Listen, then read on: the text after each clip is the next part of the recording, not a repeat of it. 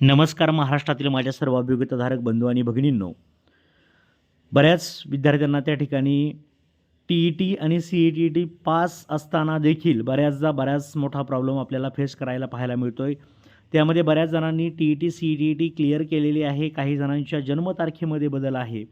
तर अशा प्रशिक्षणार्थींनी किंवा अशा प्रकारच्या टेटच्या कॅन्डिडेटने काय करायचं आहे, तर Pavitra portal name, date of birth, mismatch problem सॉल्व्हचं गायडन्स पहा. मी स्वतः हे केलेलं आहे माझ्या पत्नीचे 2 दिवसापूर्वी आणि तेच तुम्हाला सांगतो जेणेकरून तुम्हाला फायदा होईल. तर CET, TET आणि टेटसाठी सगळ्यात महत्त्वाची स्टेप पहिली असते की पवित्र पोर्टलवर लॉग इन करायचं आहे. पहिलं रजिस्टर करा. बऱ्याचदा माहीत नसतं आपल्याला रजिस्टर करावं लागतं. रजिस्टर करा, त्यानंतर लॉग इन करा आणि ॲप्लिकेशन फॉर्म CET किंवा तुमचं जे चेंज तुम्हाला जिथं करायचं आहे तिथपर्यंत तुम्ही पोहोचा. त्यानंतर स्टेप 2ला जा. CET, TET आणि टेटमधील नेम, डेट ऑफ बर्थ ही वेगळी असेल तर तुम्हाला एक मेसेज येतो, you are not eligible due to the mismatch in name, date of birth. मग त्यानंतर स्टेप 3वरती जायचं आहे तुम्हाला. पोर्टलवरती रिक्वेस्ट फॉर डेटा म्हणजे तुम्हाला डाव्या बाजूला तुम्हाला असा ऑप्शन दिसेल की रिक्वेस्ट फॉर डेटा. त्याच्यावरती जायचं आहे. त्यानंतर तिथे 3 ऑप्शन दिसतात आपल्याला. एक दिसतं महा TET name mismatch, CET name mismatch आणि डेट ऑफ बर्थ चेंज.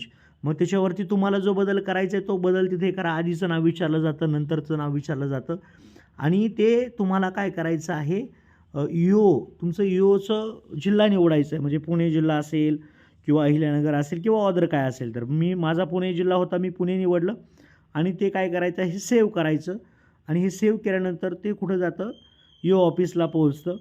आणि आता तुम्हाला काय करायचं, शेवटची स्टेप, डिस्ट्रिक्ट एज्युकेशन ऑफिसर तुमचं जे आहे, जसं की पुण्याचं आहे, नवीन जिल्हा परिषदेमध्ये पहिल्या मजल्यावरती आहे. आम्ही स्वतः भेट दिली त्या ठिकाणी.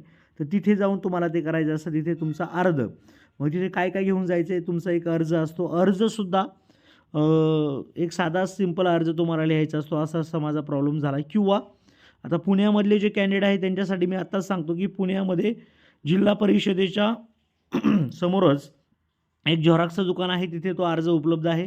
तो घ्यायचा आणि तो फक्त भरून द्यायचा. त्याच्यासोबत तुम्हाला हे खालचे डॉक्युमेंट्स लावायचे. जुने नवीन लागू असणार जे आहे ॲप्लिकेशन फॉर्म घेऊन जा, ॲडमिट कार्ड न्या, रिझल्ट न्या. एवढ्यांची गरज नाही आहे, पण तुमच्या जवळ असू द्या.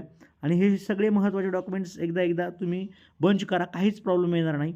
ॲप्लिकेशन आहे, त्यानंतर टेटचं किंवा CET, TETचं आणि मॅरेज सर्टिफिकेट, पॅन कार्ड, आधार कार्ड, तुमचं जे जुनं आधार कार्ड होतं, नवीन होतं किंवा जे काय असेल ते जेवढे डॉक्युमेंट्स आहेत तेवढे घेऊन जा. त्यानंतर 10वीचं तुमचं जे काय म्हणतो सर्टिफिकेट आहे, ज्याच्यावरती तुमची जन्मतारीख आहे, ते सुद्धा त्या ठिकाणी घेऊन जा. त्याची एक झेरॉक्स तुम्ही जोडा. तर अशा पद्धतीने हे सर्व भरून घ्या आणि लवकरात लवकर सगळ्यांनी अप्रूव्ह करा. 1 दिवसामध्ये तुम्हाला मिळून जातं. फॉर्म भरून घ्या. ओके, सर्वांना all the best. Thank you so much. तुमचा प्रॉब्लेम सॉल्व्ह होणारच आहे एवढं केल्यावरती. सगळ्यांना ऑल द बेस्ट.